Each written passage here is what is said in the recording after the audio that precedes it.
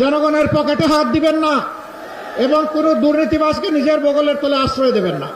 আমরা এই জাতিকে আর কোনোভাবে বিভক্ত করতে চাই না। ধর্ম, বর্ণ, গোষ্ঠী, পরিবার, কারো স্বার্থ দেখবো না, স্বার্থ দেখবো 18 কোটি মানুষের। ইনশাআল্লাহ আমরা কথা দিচ্ছি, ইনশাআল্লাহ আগামীতে ঐক্যের সরকার গঠিত হবে।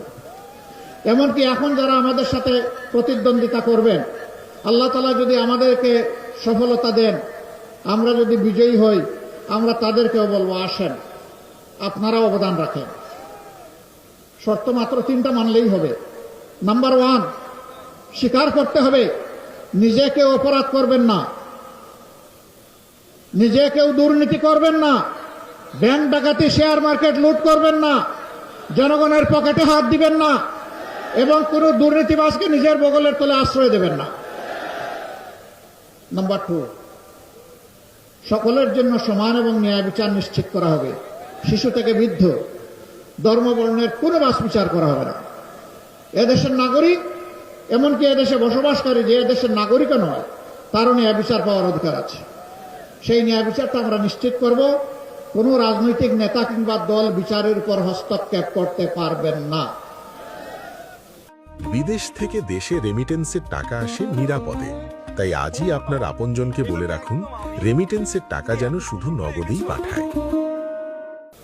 একজন সাধারণ নাগরিকের কোনো একটি অপরাধের জন্য যে বিচার হবে, দেশের প্রেসিডেন্ট, প্রধানমন্ত্রী তিনি যদি সমান অপরাধ করে থাকেন, তাকেও ছাড় দিয়ে কথা বলা হবে না।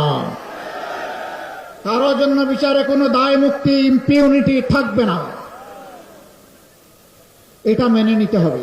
3 নম্বর, যে জুলাইয়ের কারণে আজকে সবাই নির্বাচনে এই রেইসে আমরা এসেছি, প্রতিদ্বন্দ্বিতায় নেমেছি, জনগণকে প্রতিনিধিত্ব করতে চাই, সেই জুলাইকে সম্মান করতে হবে। এই জুলাই সংস্কারের সকল প্রস্তাব বাস্তবায়নে অঙ্গীকার দিতে হবে। এই 3 জিনিস যারা মানবেন, তাদেরকে বুকে জড়িয়ে একসাথে আমরা বাংলাদেশ গড়ে তুলতে চাই। আমরা এই জাতিকে আর কোনোভাবে বিভক্ত করতে চাই না। ধর্ম, বর্ণ, গোষ্ঠী, পরিবার, কারো স্বার্থ দেখবো না, স্বার্থ দেখবো 18 কোটি মানুষের। ইনশাআল্লাহ সম্মানিত ভাইয়েরা, এই দেশে শুধু মুসলমানরা আমরা বসবাস করি না, আরো 3টি ধর্মের মানুষ বসবাস করে। আমরা তাদেরকে নিশ্চয়তা দিচ্ছি, কথা দিচ্ছি, আপনারা আপনাদের সকল ধর্মীয় অধিকার নিশ্চিন্তে পূর্ণ স্বাধীনতা নিয়ে আপনারা ভোগ করবেন। ইনশাআল্লাহ কেউ আপনাদের স্বাধীনতার উপর হস্তক্ষেপ করবে না।